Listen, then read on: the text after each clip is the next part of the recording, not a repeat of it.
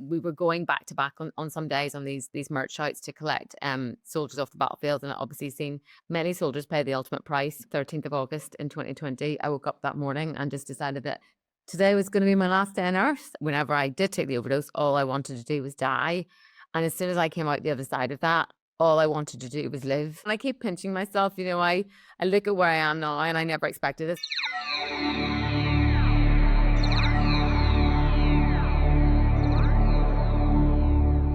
Being a Chinook crewman, we are essentially the eyes and ears of the pilots. The pilots fly the Chinook around and we do all the shop floor, as I call it. I was a very proud crewman.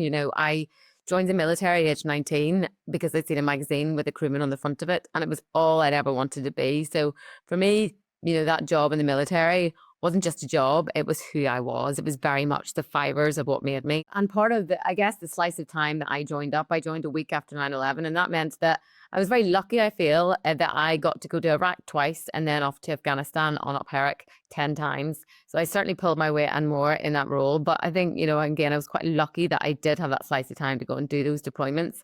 And I guess to do my job and to make a difference, which was really all I ever wanted to do. And that's kind of one of the reasons why I joined the forces. Yeah, and you joined straight out of school, didn't you? You were just 19. It was actually your 19th birthday, right? Something you obviously really wanted to do. Can you tell me a little bit about, the kind of experiences you'd had up until that point? Because you'd had a lot of kinetic experience in the battlefields in Afghanistan.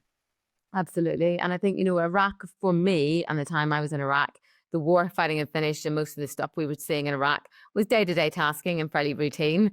And then when we went on up Herrick, things ramped up very quickly. Again, in the start, it was pretty benign because Camp Bastion didn't exist. And then once we built Camp Bastion, we injected lots of British soldiers into the Helmand Valley. That's when I think things started to really ramp up in terms of the kinetic things that I was seeing and witnessing. So being shot at regularly was pretty routine. Part of the MERT, which was the Medical Emergency Response Team, and that's essentially the flying ambulance. We went from picking up vehicle incidents and people falling off buildings to really some quite traumatic injuries from blast injuries and gunshot wounds and things like that, and multiple casualties, not just British forces, but anyone caught in the crossfire and any of those soldiers that were out there. So it's got, we were going back to back on some days on these MERT shouts to collect soldiers off the battlefield, and obviously seen many soldiers pay the ultimate price, which did certainly leave its mark on me many years later. And of course, flying is inherently dangerous, so I've had my plenty of near misses, not just with bullets, but with other things in Afghanistan as well. So there was a lot of things, I think,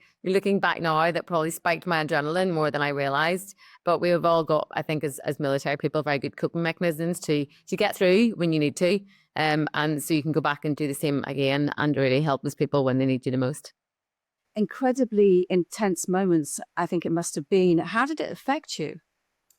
So weirdly at the time, I didn't think it was affecting me. I mentioned earlier, we had a job to do, we had to go back in. And I remember in my early career as a crewman, my instructor telling me, it's all about the guy in the ditch, Liz. It's all about those soldiers on the ground. That's why we have a job. That's why we exist.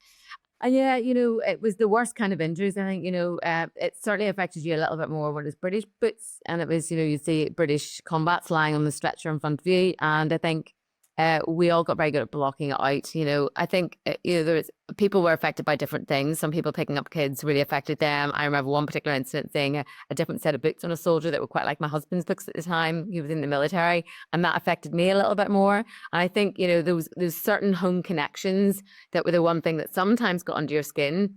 But in the main, we just tried to zone out from it. And I knew that I had desensitized to it on my last MERT shout, when we were collecting an American casualty from Fob Edinburgh, which is halfway up the Helmand Valley. And actually when he came over, he'd already died, and the body came on covered in the stars and stripes. And I was handed his foot in a clear plastic bag. And I remember just putting it at my feet like it was the most normal thing in the world, because we had become so desensitized to all that trauma, which is quite a dangerous place to be. Yeah, and from those kind of very intense experiences, you did leave the RAF. I think you were 37 years old. Is that right? Yeah. How and why did you leave?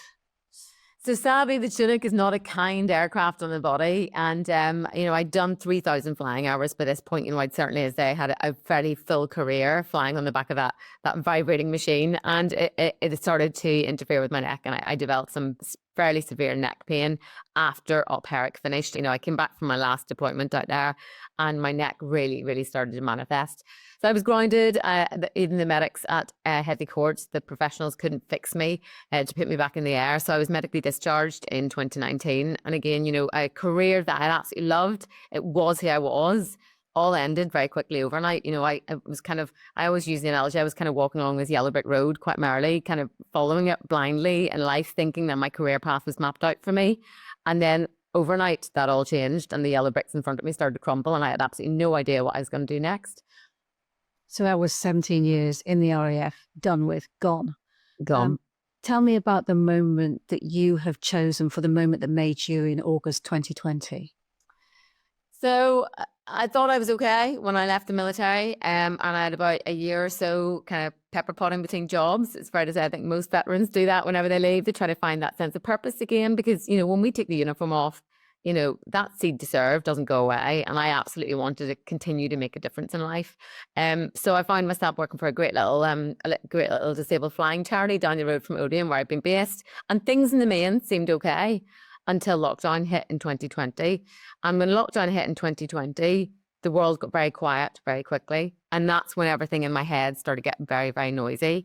I think I'd used various coping mechanisms for that trauma, such as running was one of them. I kind of could just about run a mile and a half when I joined the RAF.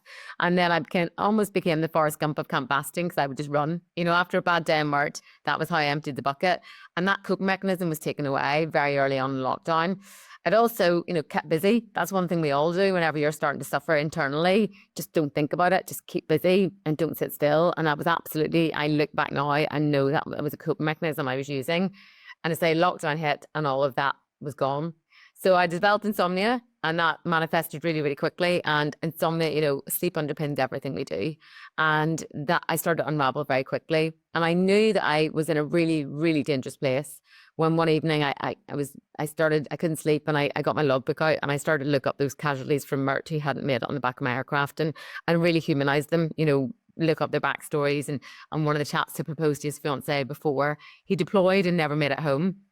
And it continued and gathered pace and it got so bad that one day in August, 13th of August in 2020, I woke up that morning and just decided that today was going to be my last day on earth without a single emotion, no emotion attached to that thought or feeling, and decided that night I was going to take a huge overdose and try and end my life and kind of spent the entire day planning it with meticulous precision. But again, absolutely no emotion attached to it.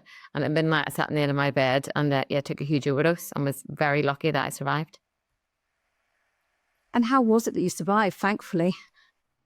So I woke up 2 days later in high dependency unit in Basingstoke Hospital. I didn't actually know where I was at the time. I remember waking up, I had a tube down my throat, one of those intubation tubes, and I couldn't breathe. And the irony is I've got "Just Breathe" tattooed on the inside of my wrist and I couldn't breathe. So I was trying to pull this tube to pull it out and they put me back to sleep again. And they brought me around a second time and they started explaining to me that I'd been brought into hospital and I could see a clock at the end of the bed and the clock said 6:30. And it was bright. So I kind of figured out it was 6:30 and I thought it was the next morning. It wasn't. It was actually 2 days later. And the doctors kind of started to give me as much information as they knew, which was I'd been brought in by ambulance and that my heart was okay. That was the main thing they were worried about. But I had no idea. I remember thinking, well, who called an ambulance? Who made that phone call? Was it a neighbour? Was it a friend who found me? And it was only subsequently 2 days later when I was released from hospital that I was reunited with my phone. And myself and my best friend went through the call log and it turned out that I'd actually called the Samaritans for 13 seconds. And then straight after that, I'd called 911. I'm not sure why not 999, but I'd called 911 and was on that phone, on that particular phone call for 11 minutes. Phone calls I don't even remember making, but I guess it proves to all of us that actually when you're in the darkest times and you hear people, fighting for their lives at the side of a road traffic accident, when you are fighting for your life, there's a will inside us all to survive, even as it's subconscious will. And that made that phone call that night. And as thankfully, it was those medics that picked me up and saved me. And why was it the moment that it made you? Well, because I kind of, up until that point, I had been what I think was infallible. Being a female in that kind of crewman world, I was one of the only females. I was the only female for 4 years, and then I was one of the only ones for most of my career. And I think I put an internal pressure on myself. It was never came from any of the lads, by the way. They always just embraced me as one of the team. But I put this pressure from within to never, ever be weak, to never be the girl crying around the back of the tent, even though many of the guys did. I didn't want to be that cliche, and to always be on top of my game for everything. And that actually meant that I was pretty robotic in my lifestyle, in my behaviors, pretty untouchable, and had my stuff squared away. And I even look at kind of the example I was setting to the females who were coming behind me. And I think I was so unapproachable because I just had no chinks in my armor. And when I woke up after the overdose, I guess that was the biggest point of, I guess breaking. And I realized after that, just that we're all human and putting life back together. It was certainly the hardest battle of my life so far. I've been to war zones 12 times, but this was the hardest battle. It was to start to put all those files in order that I'd thrown on the floor that day. I really processed the trauma that I'd seen over the years, but I realized that it really is human to have thoughts like that. We experience trauma and the body's response is to cry. And I had never let myself cry in 17 years. You run, you fall, you cut your knee and your knee bleeds. And here I was just stopping my body's natural response. So I think through the process of recovery, I started to realize that, it is okay to be human. It is okay to feel, and that you will learn more from failure than you ever will from success. And essentially now I have become a much more rounded person. I think I'm much more approachable, hopefully. And I'm much more, I look inward a lot more to kind of really understand who I am as a person. Because I think, looking back now, I thought that the uniform defined me for my whole career. I was Liz McConaghy, the Chinook crewman. And what I realize now that, the uniform doesn't define you. You define the uniform.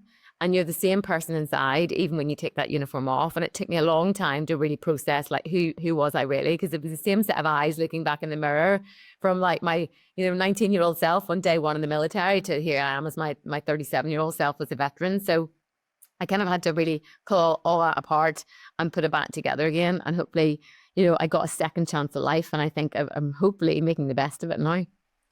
And Liz, when you woke up, if you don't mind me asking, after taking that overdose, how did you feel? Because your intention when you took it was not to wake up.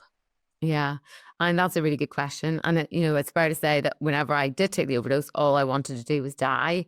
And as soon as I came out the other side of that, all I wanted to do was live. And I look back now and think that's how trauma and PTSD can really affect your brain so badly. And I've only learned this throughout all of my kind of counselling career, which would have been very useful information to have previously. But whenever we put on a uniform, even if you never deployed to war, you stand in a parade square and someone shouts in your face and you're taught not to run away, not to crumble. You're taught to shoot a weapon and not recoil from that fire. And then if you do deploy, you're taught to go to the fight. It's the classic fight or flight response. The lion comes into the room. Most normal people would run out of the room, but we as military are trained to stay and fight. And that overcomes part of your brain, your fight or flight response, which is your normal reasoned thought. And I had been overcoming that reasoned thought process for years and years and years, and essentially pumping different chemicals into my brain to overcome that response. And here, I think, I look back to the day of the overdose and my reasoned thought was just out the window. It seemed like the most normal thing in the world to want to die. I remember writing a suicide note to my parents without a single tear in my eye. I had just mentally checked out of life that day. And a lot of that is to do with brain injuries. If you have PTSD or depression, your brain can just trick itself into thinking things aren't true. So when I did come out the other side of it, my overwhelming emotion was, oh my God, I want to survive. And I think, that proves to all of us that, if you ever get to that point, and I really hope anyone watching or listening never gets to the point where I got to, but don't believe your brain. Go and find someone, get hold of someone and tell them how you're feeling, because they will be able to talk that sense into you to know that it's not the case and that your brain is tricking you. I didn't have that because, again, we were locked down. So I think, hopefully that's a takeaway for anyone listening today. And Liz, so you wake up and you have this overwhelming will to live and to survive, and you'd hit rock bottom. You've been in what you thought was the worst place, but that's where the hard work started. Yeah, absolutely. And it wasn't an upward trend since then. I feel very lucky that I was a veteran because I went straight into my counselling about a week later, and I had lots of speaking counselling on Zoom and in person, and I had lots of various different forms of therapy. But it wasn't an upward trend, and I hit another pothole again along the way when it got to remembrance that year. I think remembrance is hard for a lot of us veterans, and funny enough, when I was serving, it never seemed to affect me in the same way as it did suddenly whenever I'd left. And so I hit another really hard patch in the November, and I had another moment where I thought I could just end this all now. That would be the easiest option. And thankfully recognized those feelings this time and reached out to the doc straight away and was able to get help. And it's something I do. I always tell everyone these days to give their mental health a number, because I think if you give your mental health a number of 10, it's so much easier to meet your friends and say, I'm a 3 out of 10 today. You don't have to tell them why, just say you're a 3 out of 10, but it means that your friends can keep a good eye on you. You know, if you're a 9 out of 10, they don't have to worry about you that week. But it also means that you can monitor your own mental health so much better. And I now always give my mental health a number so I can kind of identify those trends and see that if I've been in number 2 or 3 for a few days running, maybe a week or so, it's probably time to reach out and get a bit of help again, or to put some coping mechanisms in. I think, you know, it will always, for anyone who's been through any trauma, PTSD, depression, you know, there is no magic wand to fix it, but with with the right love, support, tools, and people around you, you can recover. And I always say this: PTSD is a chapter of my book, it's a chapter of my life, but it doesn't define me going forward. You really can recover from it. And I think I'm better for the experiences that I've had with that, because I can now see it in other people. I can hopefully offer a bit of advice, and I'm certainly more self-aware. So never look at someone who's got PTSD or been through that as, you know, a label to them or a broken crayon, which that saying is used so prolifically. Broken crayons, still call it the same. And I know the sentiment is actually really positive, but they're not broken crayons, and they can recover fully at the other side of it. And when you were going through that recovery process, could you draw at all on your military training to help you? Yeah, I think things like a lot of I guess physical fitness was a huge part of recovery, you know, that, you know, just get out and move your body. That was one of the things I put in as a coping mechanism before my meltdown, I guess, and my sort of spiraling out of control. And I think that was one of the parts that was a main cog in the recovery, really, is just that movement for mental health. I realized I was now a little bit older and couldn't run marathons anymore, but certainly just getting out and walking with your friends. You know, I used to put my earphones in and just disappear off for miles on end running, and that was me emptying the bucket. But now I realize that actually taking the earphones out and having a 20-minute walk with some friends, you get the same value. And I think, you know, that problem shared is a problem halved saying is so, so true. So I think that really helped. And I think, you know, a lot of less so the tools that the military gave me, but more the people that the military gave me was a huge factor in me getting better as well. You know, anyone who's been in the military will always say the thing they miss the most is the people, because you make friends for life and they're like family, and they have absolutely been by my side in every step of the recovery. And initially, whenever I came out of hospital and I did see some of them, their overwhelming emotion was really angry. They were so angry that I didn't reach out and ask them for help. And I think, you know, it comes back to that I just didn't want to be a burden on anyone. But now when they understand how I got to that point and what my thoughts were in the day, they've just been there at every turn to kind of helping me recover. You mentioned earlier that you'd had previous near-death experiences, and in particular, one you'd already survived a near-fatal incident in Afghanistan when your Chinook helicopter hit overhead wires. How do you feel about the impact of that moment and the one where you tried to take your own life? Did they affect you in similar or different ways? So that's really odd that you say that. And so I'm glad you brought it up, because I did have a wire strike, which was probably my nearest moment to dying in Afghanistan. It was very early on in my career.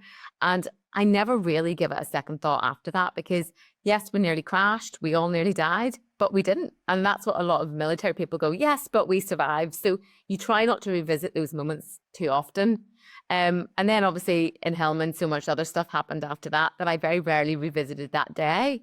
And 2 weeks before my overdose, another Chinook here in the UK had hit a set of wires near Wales and had to land on. And it was one of my really good friends that was on the back of the aircraft. And I remember seeing the Sun Daily Mail headlines with the pictures of the aircraft. And she sent me the pictures through. And they were almost a carbon copy of my accident. And I don't know if that had an impact on what happened 2 weeks later. I don't know if that's what really started to trigger the unraveling. But I know that we are, as military people, very good at locking things away for years and years and never revisiting them. And I think sometimes it takes something completely out of the unknown when you're least expecting it that might just unlock that box and start to trickle feed those emotions that you've been locked away for years. So I guess it's just a message for everyone. What did that moment in August 2020 teach you about yourself? It taught me that there's a will inside me to survive. I think it taught me that I am much stronger than I really give myself credit for. I remember looking back at that moment and feeling very weak, very disjointed, and like a letdown for, I'd had such an incredible career and it was all over and that was it. And I was in a scrap heap. And actually, I look back now and think that, like I said earlier, the fibers of who you are that make you up inside, all those colorful things that happened to me in Afghanistan, the crashes, the MERT shouts, all those things, they weave themselves into the fiber that make you who you are. So I am a much more colorful person than I give myself credit for. I have got so many fibers and strings that make me up because of those experiences. And I think I never really give myself credit for all of that. It's only now that I can say very, very proudly and very confidently that I am a veteran. And before that, I kept referring to myself in the previous tense and saying I used to be a Chinook crewman. And it was only throughout my counselling, my counsellor said, Liz, you need to let that person go, let that person die, because ultimately that was the past. Be proud of it, but embrace who you are now. And I think that day in August, 2020, it's led to me being extremely proud of who I am today, not just who I was. Who are you, Liz? How has it changed you? So I'm a veteran, like I said. I'm a survivor, and I've become a writer, which is one thing I never thought I'd say. And it's always very strange whenever you're introducing people and they ask, "What do you do?" and you explain that you're an author, because that, from a crewman point of view, was something I never ever thought I would get to. And it's almost like August 2020 has given me a completely new persona, a new lease of life. And it's helped me find my actual true passion in life, which was writing.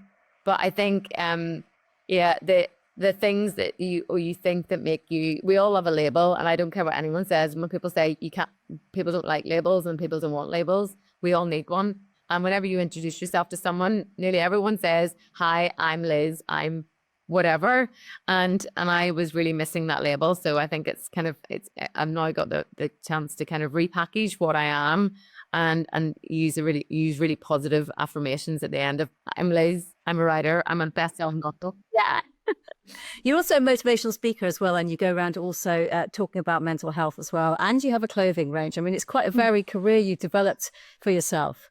Yeah, and I keep pinching myself. I look at where I am now, and I never expected this, even when the book came out, because the book was written in 3 weeks. It was written as a cathartic kind of diary experience, really, during my counselling. This was your memoirs, wasn't it? Yeah, and it was stayed on my laptop with no intention of anyone ever reading it. And then when it did come out and it sold out overnight, I thought, well, that's all my friends and family buying it. And then it sold out on the second print run. And I thought, well, that's not friends and family. And then I started to get reviews through, and I just thought, it's like people marking your homework and giving you 5 stars. So I was very, very lucky in that respect. And then, I now do motivational speaking, which has given me that sense of purpose back again, and that passion. And I think that's the one thing the military gave me so much of: identity, purpose, and passion. And it was the one thing I'd really lost during that kind of in-between time during lockdown. So I've got that back again. And more recently, I've got a clothing range out as well, which again, people ask me, where do you see yourself in a year's time? And I don't even want to think about that, because I'm really enjoying the excitement and kind of every week changes. And one question I get asked all the time is, what advice would you give your 16-year-old self?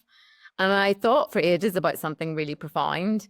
And then I thought, you know what? I wouldn't tell her anything, because I've enjoyed my career so much, because it was all so new and exciting and fresh. And, I think that novelty factor kind of got me through a lot of my basic training and escape and evasion training and all the toughest moments of my life in my early career, because it was new and exciting.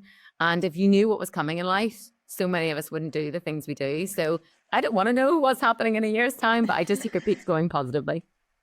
And Liz, one thing that's really interesting when you talk about your moments, the moment that made you, is that you talk about these kind of files that have been put away, and you had to kind of, when you addressed what happened, you had to kind of go back over everything you'd been through and face up to it. And I get the impression that when you were in lockdown and you didn't have your coping mechanisms that you had before, your friends, you're going out for drinks, your exercise, etc.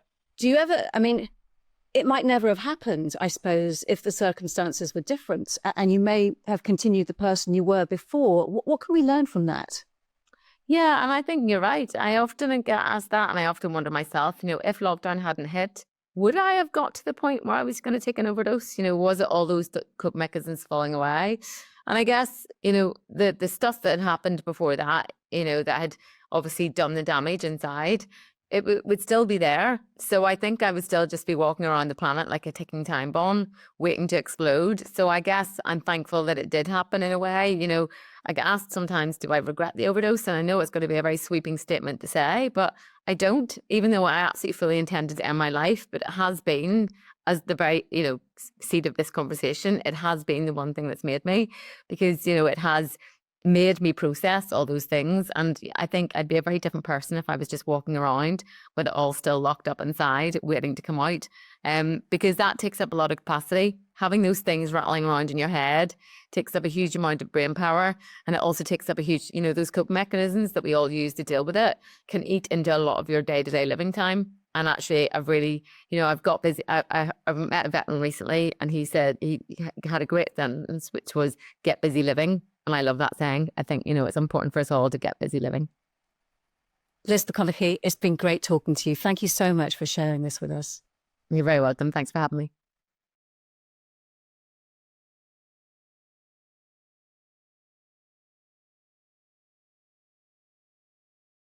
Thanks for watching. For more from BFBS Forces News, like and subscribe to our channel.